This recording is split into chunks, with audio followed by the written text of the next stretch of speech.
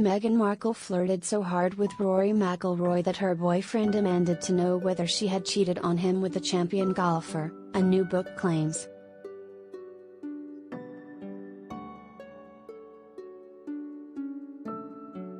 McIlroy, now 33, first met Markle, now 40, after he unexpectedly nominated her for the Ice Bucket Challenge, and she insisted he come to her friend's apartment in New York City to dump the ice on her himself.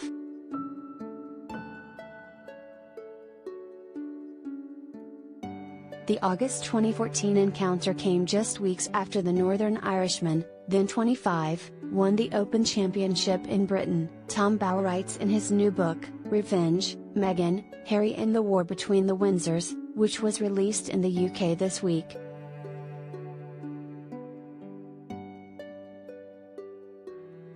McIlroy had just split from his blonde fiancée, Danish tennis ace Caroline Wozniacki, and was reported to be chasing brunettes, Bauer writes.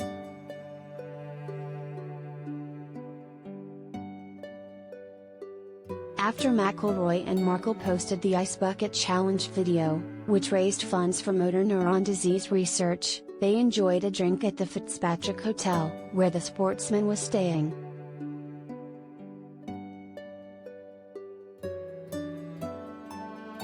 They were spotted by the hotel's owner, John Fitzpatrick, who invited them to join him at dinner with 20 pals at Cipriani that night.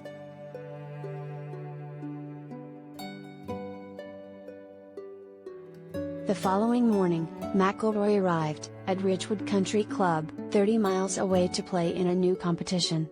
Worse for wear after a hectic night, he fell back to 101st place, Bauer writes.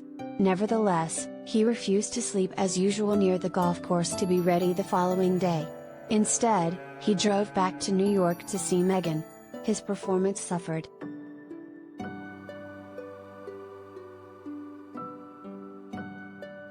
"I wasn't quite on my game," he confessed later. "I was enjoying myself."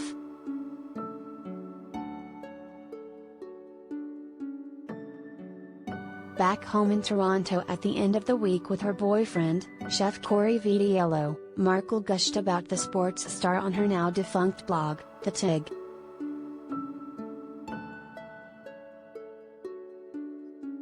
"Ah, yes. Rory McIlroy. The Rory McIlroy," whispered, and shouted, "to be the foremost golfer in the world, loved by Tiger, respected by Palmer, and dumper of frigid water onto my lone head for the ALS Ice Bucket Challenge. That Rory McIlroy."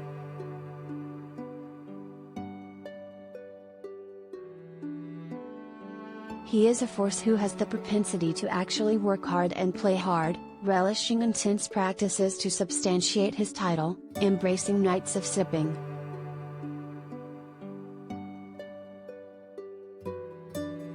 Opus 1, his bold and impressive choice of wine, and indulging in group dinners at Cipriani, for the balance, of course.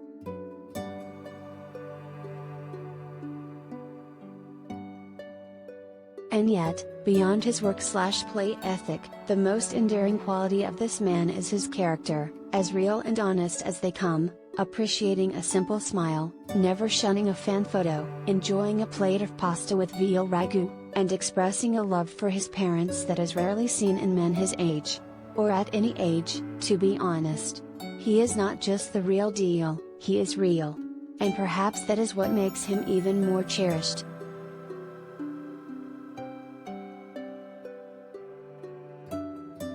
Bauer writes that Markle, then starring on Suits, was keen to use their close relationship to promote herself, adding, "She encouraged the media to publish photographs of McIlroy and herself.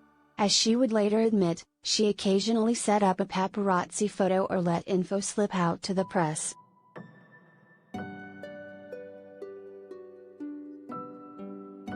Asked by Vitiello whether she was having a relationship with McIlroy, Markle insisted their time together was innocent, Bauer writes.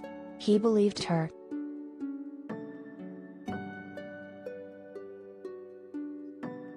That same year, Markle used connections to snag a speaking slot at the One Young World Conference in Dublin, Bauer writes.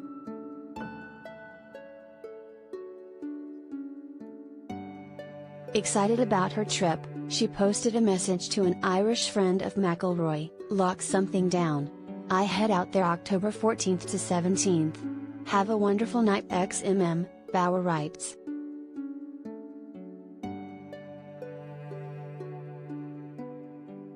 Markle and her boyfriend flew in from Toronto in an jet paid for by McIlroy, sources told Bauer.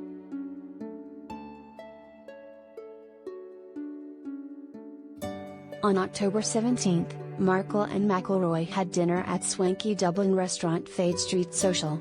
She was spotted looking smitten, gazing intently at McIlroy, by a newspaper gossip columnist, and Vidiello was annoyed.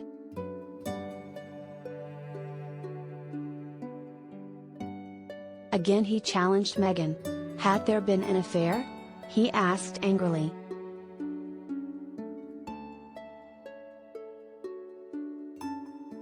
Emphatically, Meghan denied that she had betrayed him, Bauer writes. She said she and McIlroy were just friends and once more he believed her.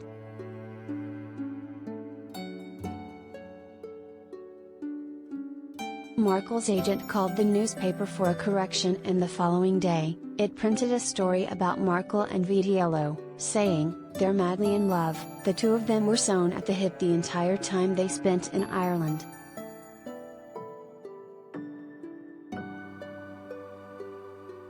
Meghan was relieved, Bauer concludes. The golfer was not her future, and Corey was still her Toronto facilitator.